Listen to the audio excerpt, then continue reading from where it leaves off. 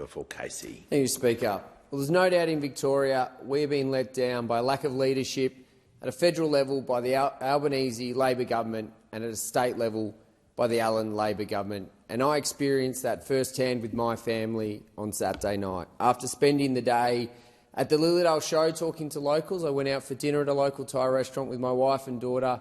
We were then walking through Main Street, Lilydale, where I came across a gentleman that had had so much to drink that he'd fallen over on the footpath and was unable to walk. With another bystander, we helped that gentleman to a seat. He assured us he was okay and he wouldn't let us take him anywhere, call anyone for help. But I sensed that things weren't right, so we moved on, but I made sure I could continue to observe him because his story had changed between having a car and walking home. But I didn't feel right, so I called the police to ask for assistance. And as I was on that call, the gentleman got up because he got his composure and walked to his car. So I ran to his car, stopped him from driving off as I'm onto the phone to the police, and asked them to come and assist me. And the police officer apologised to me and said, "I'm sorry, sir, we are not able, because of changes in the laws by the Allan Labor Government, to help you.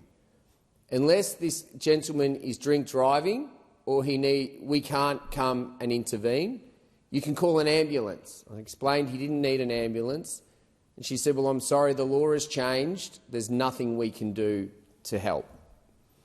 So in the end, I had a choice. Let this gentleman drive home drunk with children and families walking home, or try and do something. So in the end, I had to take his keys, drive him home myself, while my wife and daughter followed us to pick me up, because the Allan Labor Government changed the laws and removed the ability for police to arrest, detain or transport people at risk to themselves and others because of public intoxication. The next day at the show, I ran into a friend of mine who's a police officer, and he shared a story of how they came across a young woman that was intoxicated, and she told them to bugger off in unparliamentary language, so I won't use the words. I'm sure you can imagine, Speaker.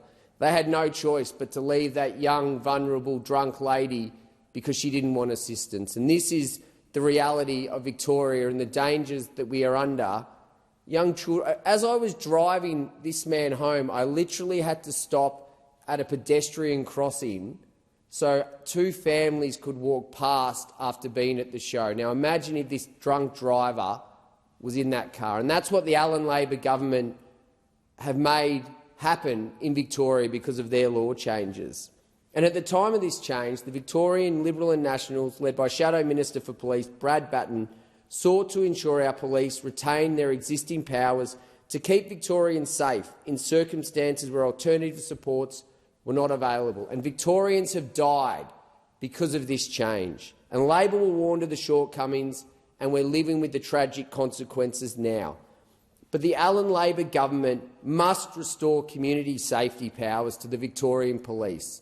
And I would urge the Attorney-General, as a Victorian, to have that discussion with his colleagues in Victoria.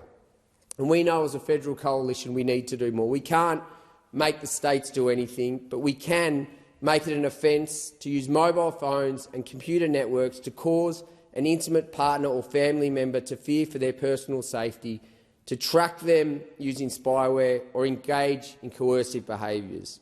And we will toughen the bail laws that apply to these new Commonwealth offences.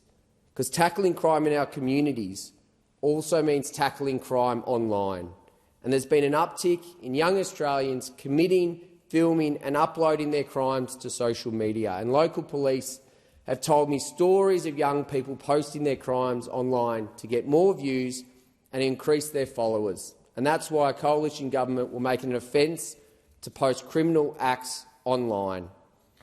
And many locals have raised these concerns about crime. And it's why I've been working with the local police to see if we can reinstate the Safer Communities program, which will help communities like ours get CCTV and other security infrastructure, the same program that my predecessor, Tony Smith, was able to achieve for our community to keep them safe.